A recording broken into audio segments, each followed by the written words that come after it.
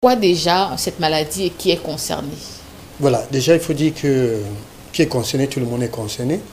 Nous tous, nous avons ce qu'on appelle les articulations, tout à fait, parce que quand on parle d'arthrite, il s'agit bien évidemment des articulations. Pour ne pas confondre avec les os. Okay. Parce que le plus souvent, quand des gens sont malades, qui ont des symptômes, c'est-à-dire du palu, quand ils arrivent à l'hôpital, j'ai mal partout, dans les os, mon corps, le corps fait mal, tout et tout là. Alors, parfois, ils confondent au lieu des articulations. Quand on lui dit que c'est les articulations, ils touchent les os, longs là et tout là. Non. Voilà. Les articulations, pour pouvoir discerner, c'est tout simplement ces points-là qui unissent, qui relient les os. Hein? Voilà. Comme là au coude, au poignet, voilà, très bien. C'est ça les articulations. Alors, donc, il faut dire que les arthrites, c'est... On parle de rhumatisme, on entend parler de rhumatisme. Arthrose, arthrite, c'est la famille des rhumatismes. Sauf que la différence qui se pose, c'est que les arthroses, c'est beaucoup plus mécanique. Il s'agit de l'usure des cartilages, cette couche blanchâtre là, au niveau à la tête des os là, c'est ça qu'on appelle, voilà. L'usure, on appelle les arthroses. Elle est mécanique.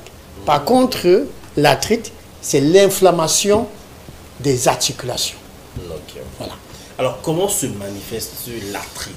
Voilà, depuis ce matin, Sandra Péniel n'a fait que introduire. L'arthrite? L'arthrite, voilà. Voilà, ce sont des douleurs, des enflures. Ça fait mal, ça fait très mal, ça il faut le dire ainsi. La rougeur, voilà, la raideur, voilà. Et parfois, ça peut être accompagné des fièvres. Hein. Vous avez de la fièvre, parce qu'il y a la forme infectieuse. Voilà, la fièvre également. Mais il faut dire que la raideur, c'est beaucoup plus matinal. Quand vous levez le matin, vous n'arrivez plus à tendre la jambe. Même le bras, vous sentez que l'épaule, vous ne pouvez pas soulever le bras. Voilà comment ça se manifeste. Et c'est pas la sorcellerie. Non, c'est pas la sorcellerie. Vous allez constater justement que à force de faire des mouvements, vous êtes soulagé. Vous êtes soulagé. Mais il faut dire que des mouvements vraiment progressifs, pas d'une manière voilà, forte là, voilà. Donc voilà comment ça se manifeste la maladie. Ok. Quelles sont les causes? Les causes, nous en avons plusieurs. Commençons déjà par ce qu'on appelle les traumatismes. Ça pourrait être suite à un accident, ça pourrait être suite à une chute, ça pourrait être l'excès de sport, parce qu'il y a des gens qui en font trop d'ailleurs, de lundi à dimanche, qui ne sont pas pour autant des sportifs. Voilà, qui en font trop, ça également c'est un problème pour vous. Faites très attention. Les articulations, vous les fatiguez. Vous les fatiguez. Ça pourrait être également une infection. Et quand je dis infection, bactérie, ça pourrait être viral. Ça c'est important de le savoir. Pour tous ceux qui ont les oreillons, pour tous ceux qui ont ce qu'on appelle les rubéoles, la femme enceinte, il y a le vaccin contre la rubéole. Ça également, à long terme, pourrait justement affecter vos articulations. Donc, les articulations pourraient être sujet d'une infection aussi. Donc, il faut faire très attention. Toute infection doit être vraiment soignée. Oui. S'assurer que vous avez vraiment été guéri même d'ailleurs.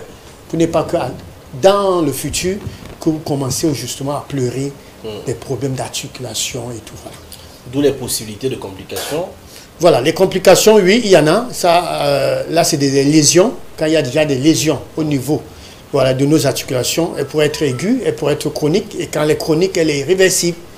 Alors, il faut dire également la particularité, c'est que quand rien n'est fait ici, nos propres systèmes immunitaires s'attaquent à nos tissus, à nos organes.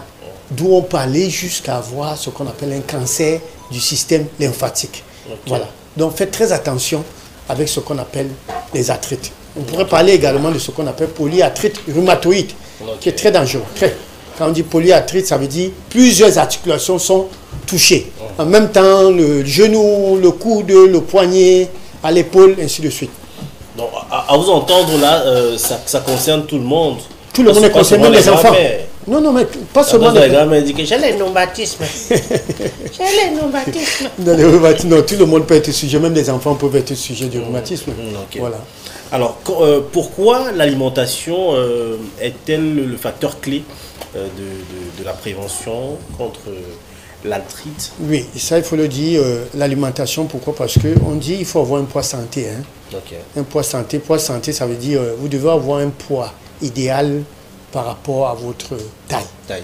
Ça c'est important, on pèse en fonction de sa taille. Alors, Pourquoi? Tout simplement, le surpoids ne marche pas avec les articulations. Les articulations ne supportent pas.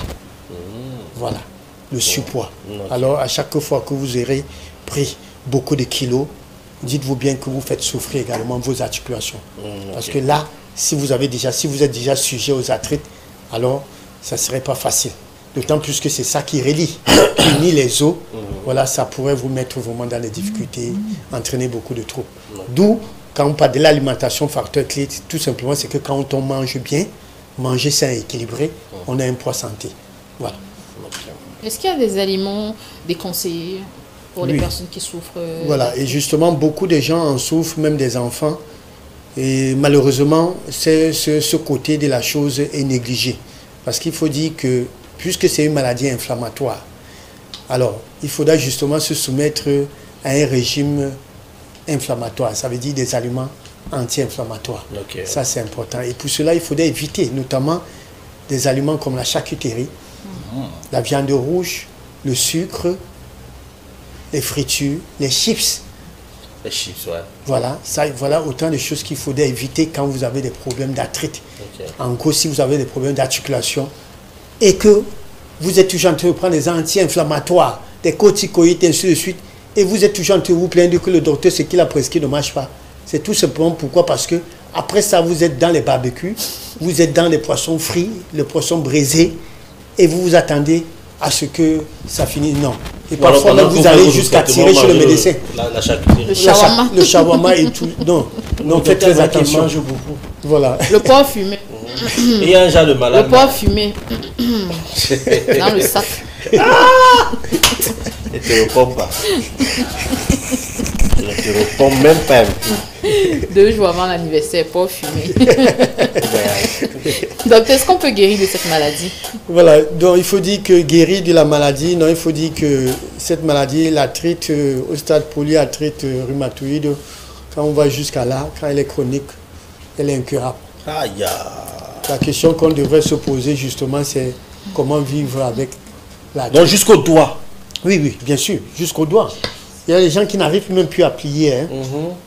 Fermer le poing.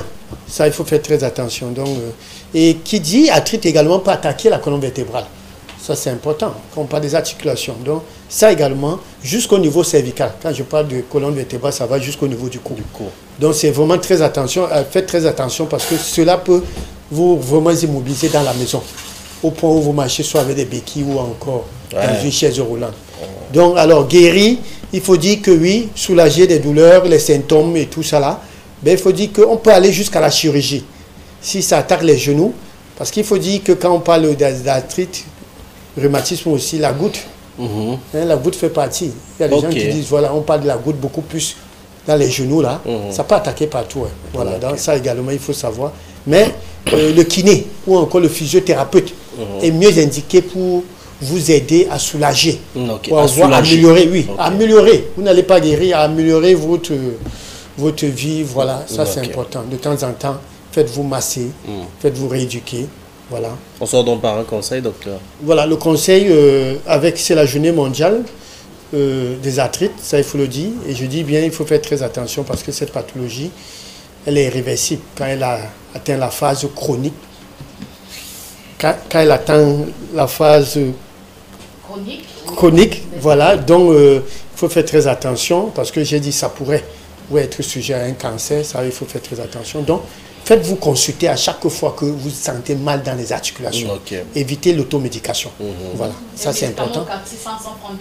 Voilà, donc faites très attention. Il faut consulter. Aujourd'hui, on fait des consultations à 1000 francs dans certains hôpitaux. 1000 francs, tu achètes ton carnet et tout. Voilà. Tout à fait. 5000 francs, 10 000, tu rencontres le médecin. Ou tu appelles le jumeau. Le jumeau du quartier vient te masser avec les herbes. Voilà. Il y en a qui vont même dans des salles de massage, mais est-ce que c'est indiqué peut-être? Non, on ne masque que ce qu'on connaît, j'ai l'habitude de le dire. On ne masque pas ce qu'on ne connaît pas. Alors avant de vous faire masser, il faut déjà qu'on sache de quoi il s'agit. À moins que c'est un massage relaxant. Mais n'allez pas faire un massage relaxant parce que vous avez mal aux articulations. Oui, ça pourrait cacher quelque chose. Voilà, le massage, il faut savoir pourquoi le massage. Voilà. Donc, pour terminer avec le conseil? Pour terminer avec le conseil, voilà, nous allons aller à la découverte d'un handicapé. Ah, ok. Bon, le conseil est terminé. Oui. Et on va à la suite, découverte d'un handicapé. La suite, voilà.